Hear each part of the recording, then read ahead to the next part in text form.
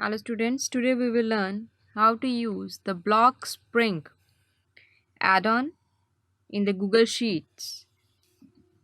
Blockspring add-on is to import and analyze data with your APIs. If you want to find pricing data from Amazon, or you want to extract data from an article, or you want to research the company's stats, then you have to go for the Blockspring add-on. It is a powerful add-on that can do that and more. It connects your spreadsheet to a wide variety of web APIs to import and to analyze the data manually or on a schedule. What you have to do is you just need to install the add-on, that it is free, and you create a Blockspring account for it and you connect it to the services that you want.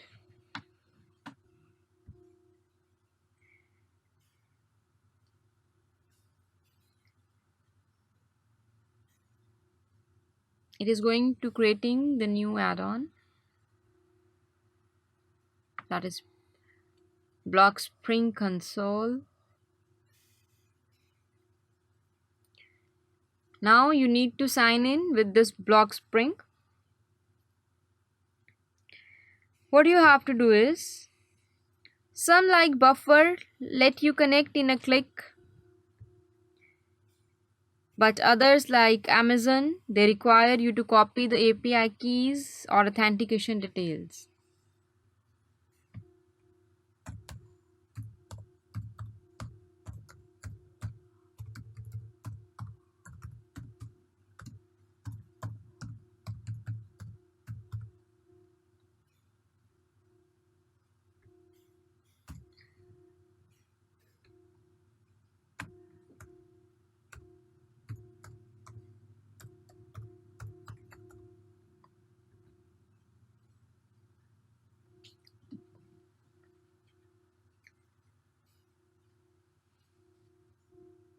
Now it is going to, we have not signed in the Blockspring account, so we have to first create a new account for it, that is sign up.